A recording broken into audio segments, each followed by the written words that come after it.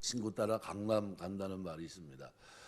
교제권이 굉장히 중요합니다. 누구와 교제를 하느냐, 유상종이라 한 대로 결국은 그것 때문에 운명이 갈라집니다. 그래서 여기 동행한다는 것은 단순히 길을 같이 간다라는 그런 의미가 아닙니다. 깊은 교감 속에서 교제를 나누는 걸 얘기합니다. 그러니까 전인격적인 그런 교제, 그러니까 전인격적인 교제와 만남 이걸 얘기합니다. 또 이 사귀면이란 말은 라라는 말인데 원래는 가축을 돌볼 때 썼던 말입니다. 양육하다, 먹이다 이런 뜻인데 미련한 자들을 양육하면 마치 양을 양육하듯이 깊은 관심을 가지고 돌보는데 그렇게 하면 미련한 자는 후에 자신에게 도움을 주었던 사람들에게 도리어 해를 끼치고 악을 행한다는 겁니다. 이런 사실을 보여주는 본문은 개선의 의지가 없이 미련한 자에게는 아예 교류 자체를 금하는 것이 현명하다 이렇게 얘기하고 있는 겁니다. 그러니까 우리가 교제권을 분명히 해야 됩니다. 그래서 굉장히 중요합니다. 그래서 사귄다는 말이 그런 의미가 있다. 그래서 여기 누구와 만나고 교제하느냐에 따라서 결과도 판이하게 다릅니다. 그래서 지혜자와 교제의 만남은 지혜를 얻게 해주고 미련한 자의 교제는 교제를 통해서 해를 가져다 줍니다. 이게 우리가 어떤 생각, 자세로 세상을 살아가느냐 하는 것도 중요하지만 누구와 관계를 맺고 깊은 교제와 만남을 가지고 살아가느냐 하는 것 역시 중요한 문제라는 거죠. 그러니까 우리가 좋은 스승도 만나야 되겠지만 좋은 동료도, 좋은 선후배도, 좋은 이웃도 만나야 돼요. 참 굉장히 중요합니다. 여러분 기도할 때 아파트 사시면서 윗집도 옆집도 잘 만나게 해달라고 기도하셔야 돼요. 나만 돌아가서 그냥 혼자 살면 되는 것 같은데 그게 아니거든요. 이웃도 잘 만나야 됩니다. 그래서 하나님 내 이웃이 잘 만날 수 있게 하시고 나 때문에 그 사람들이 복을 받게 해달라고 해야 됩니다. 나 때문에. 그러니까 살아가면서도 여러분이 그 있는 자리가 나는 이곳에 복의 근원으로 있다 이렇게 생각하시면 됩니다. 하나님이 여러분을 복의 근원으로 쓰시는 은혜가 있게 되시기 주의 이름으로 축원합니다. 우리 예수 믿는 사람들은 하나님의 은혜 속에 있습니다. 이 어떤 한 피아니스트가 꿈을 아주 굉장히 중요한 어떤 피아노에 대한 비전이 있었는데, 근데 기껏 치는 게 뭐냐면 젓가락 행진곡입니다. 이거는 저도 치거든요. 저도 젓가락 행진곡 정도는 할 수 있거든요. 근데 이걸 가지고 부모가 보니까 기대를 무너뜨릴 수는 없고 그래가지고 피아노를 잘 칠 수 있도록 가르칠 수 있는 피아니스트를 물색합니다. 그리고 이제 이 소녀는 유명한 피아니스트의 레슨을 받게 됐는데 집을 방문한 소녀가 거실에 놓여 있는 피아노를 보니까 이제 자기의 실력을 보여주려고 젓가락 행진곡을 칩니다. 그게 무슨 곡입니까? 세상으로 보면 그냥 뚱땅거리는 것과 똑같죠. 그런데 아주 초라한 연주인데 그런데 조금 있다 보니까 달라요. 왜냐하면은 그 피아니스트가 연탄을 치고 있었기 때문에. 그러니까 나는 아무것도 아닌데 그죠? 그 옆에서 조화를 이루고 그것을 가르치고 있는 사람의 그 연탄이 아주 젓가락 행진곡을 아주 빛나게 만드는 겁니다. 그러니까 그 연주에 맞춰서 연탄을 시작하면서 완전히 달라졌습니다. 무슨 얘기냐면요. 내가 누구를 만나느냐는 거죠. 나는 초라한데 내 주변에 훌륭한 사람과 같이 하면 나도 모르는 새 나는 젓가락 행진곡 그 수준인데 그 사람 때문에 빛날 수 있다는 거예요. 좋은 사람 만나는 이거 놓고 많이 기도하시길 주의 이름으로 축원합니다. 여러분 우리가 보아스 같은 사람 만나면 루세계에 있어서는 최고입니다. 그죠? 마찬가지입니다. 여러분이 이 땅에 살아가는 동안 내가 누가 되느냐는 거죠. 내가 어떤 사람이 돼야 될까?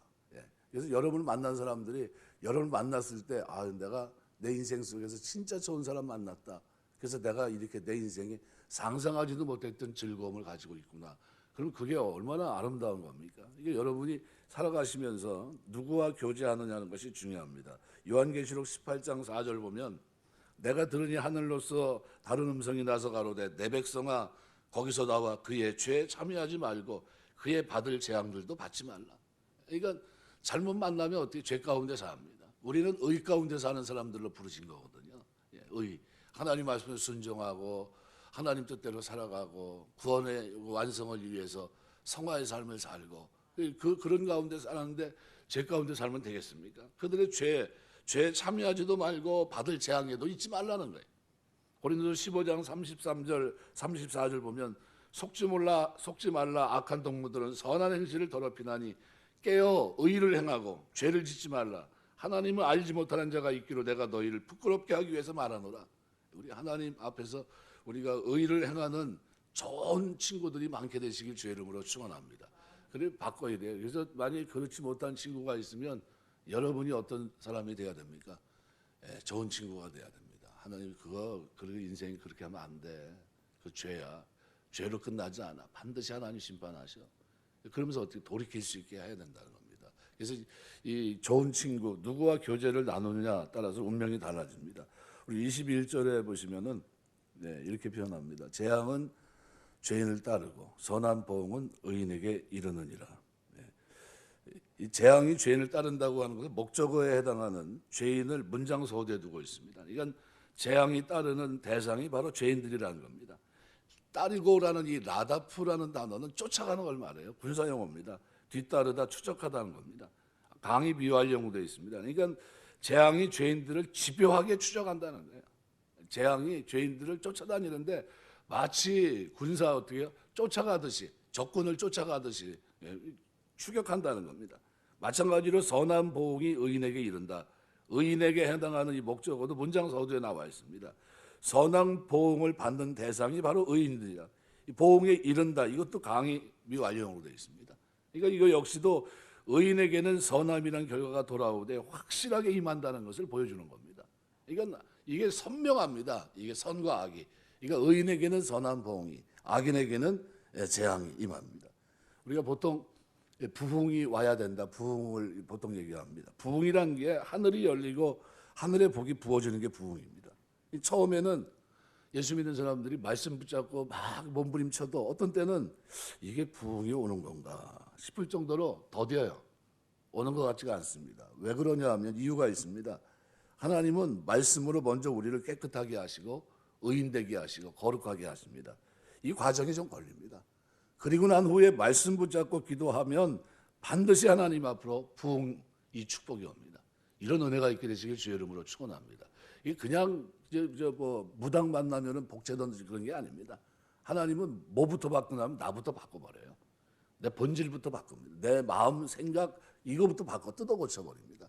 그리고 나 스스로 자발적으로 하나님 앞에 무릎 꿇게 하세요. 그리고 난 후에 뭘 줍니까? 부흥이 오게 하세요. 말씀과 기도를 통한 부흥, 그 속에서 변화되면서 모든 걸 누릴 수 있는, 이 말씀을 버리면 인간적인 생각을 따라가게 되는데 그때 뭐가 옵니까? 부패가 오는 거예요. 부패가. 인생이 왜 이렇습니까? 말씀을 버렸기 때문에. 이거 우리가 말씀을 붙잡으면 하나님께서 저와 여러분에게 선한 사람들이 받는, 그죠? 재앙은 죄인을 따르고 선한 복은 의인에게 이르느니라. 선한 복은 의인에게 이르는 이 부흥이 저와 여러분의 신앙생활 속에 늘 넘치게 되시길 주의 이름으로 축원합니다. 22절 말씀에 보면 또 이렇게 얘기합니다. 선인은 그 산업을 자자손손에게 끼쳐도 죄인의 재물은 의인을 위하여 쌓이느니라. 이 구절이 참 좋습니다. 왜냐하면 이게 심은 대로 거두기 때문이에요. 우리 악인들은요 재물만 물려줘요. 근데 의인들은 뭘 물려주냐면 신앙과 재물을 물려줘요. 여러분 신앙생활 하시는 동안 이 신앙과 재물을 물려주는 가정이 되시길 주의 이름으로 축원합니다.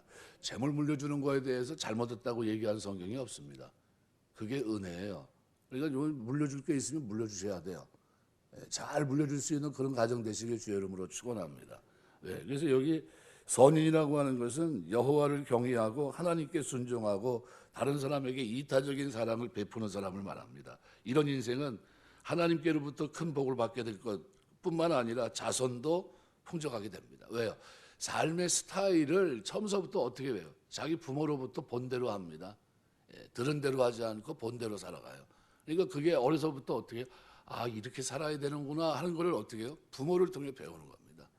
계속 반복적으로. 그러니까 불의한 방법으로 재물을 모으는 사람은 아무리 열심히 재물을 모은다 할지라도 그 모은 재물이 자신이나 자신의 후손에게 돌아가는 것이 아니라 의인과 의인의 후손에게로 돌아간다 이렇게 가르칩니다. 그래서 여기 쌓이느니라라는 이 단어가 수동형으로 쓰였는데 차판이라는 이 단어가 수동분사입니다. 무슨 얘기냐면요.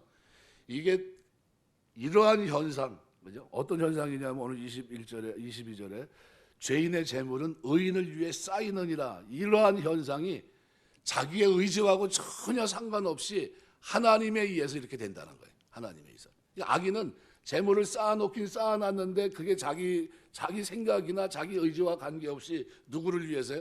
선인을 위해서. 쉽게 말하면 22절에 선인을 위해서 그것이 다 어떻게 해요? 넘어간다는 거예요. 그러니까 역사의 주관자이신 하나님이 개입하셔서 본인들 악인들 의사와는 상관없이 이런 일이 어떻게 해요? 강제적으로 이루어진다는 거예요. 그러니까 악인의 재물은 날아가는 겁니다. 다 날아갑니다. 그러나 의인의 재물은 어떻게 돼요? 하나님 앞에 온전합니다. 그래서 여기서 22절에서 선인은 그 산업을 자자손손에게 끼쳐도 죄인의 재물은 의인을 위해 쌓이느니라. 그러니까 저들이 쌓인 이 모든 재물은 다 누굴 위한 겁니까? 의인을 위한 거라는 거예요. 그러니까 이거를 성경에서 자주 강조하고 있습니다. 그러니까 우리가 살아가는 이 세상을 돌아볼 때 솔로몬의 교훈이 뭔가 잘못된 것처럼 보일 때가 있습니다. 현실을 보면 말씀과는 달리 현실에서는 악인이 영화를 누리고 의인이 쌓아놓은 재물마저도 그들이 취하고 빼앗는 일들이 비일비재합니다. 독해지고 악해지지 않으면 세상에서 성공할 수 없는 것처럼 보이고 물질과 영화를 얻는데 신앙은 단지 거치장스러운 장애물에 불과한 것처럼 보일 때도 많습니다. 이게 악인이 형통하여 죽을 때도 고통 없이 죽고 건강하고 고통도 없고 재앙도 없고 원하는 것보다 더 많은 것을 얻는 모습을 보면서 시편 73편의 기자는 나는 거의 실족할 뻔했고 내 걸음이 미끄러질 뻔했다 그랬어요. 왜요? 실망해서. 그런데 이것이 하나님의 통치의 본질이 아니라는 것을 깨닫게 됩니다. 그러니까 우리의 눈에 보이는 악인의 포식함은 잠시 동안에 불과하는 사실과 하나님께서 악인을 미끄러운 곳에 두시고 파멸에 던지심으로 저희가 황폐되고 전멸될 것이라는 사실에 그 사실을 어디 가서요? 성소에 들어가서 말씀 속에서 하나님의 뜻을 깨달으면서 알게 된 겁니다. 그래서 이와 같은 모습을 선지자 하박국도 마찬가지입니다. 악인에 대한 하나님의 심판과 징계는 잠시 유보되고 미뤄졌지만 곧 하나님의 두렵고 무서운 형벌은 시작될 것이고 악인의 포식이 그치고 그들의 웃음이 먹게 될 것을 그는 깨닫게 됐던 겁니다. 이것이 바로 악인이 처하게 될 한결같은 운명입니다. 심판은 뒤로 유보되어 있는 겁니다.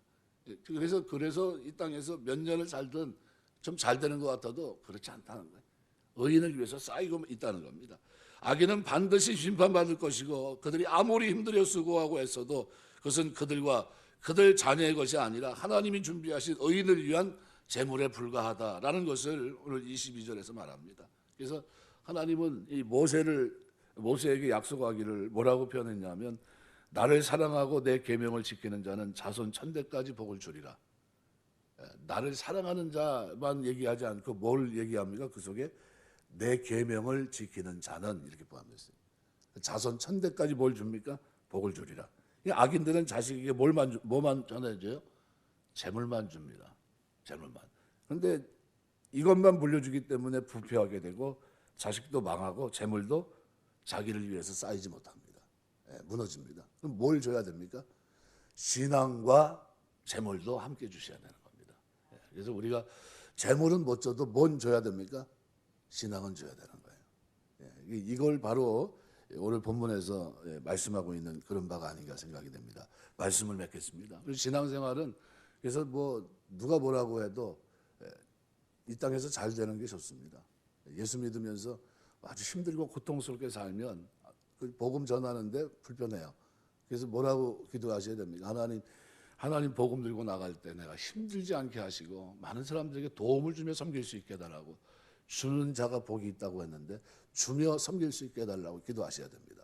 그리고 그런 중에 살아가면서 교제권, 나의 교제권은 이런 사람들과 교제한다. 그래서 교회 안에서 울타리 속에 있는 것 같아도 답답해 보여도 그 교제권 속에서 우리의 소망이 있다는 사실을 꼭 기억하시고 우리가 이 교제권 속에서 살아가면 하나님이 어떻게 해요? 선한 보응을 우리에게 채워주시고 그리고 재물도 하나님이 넉넉하게 하시는데 그 재물은 어떤 재물입니까? 날라가고 다른 사람에서 쌓이는 재물이 아니라 어떤 재물입니까? 물려주고도 문제가 없는 재물.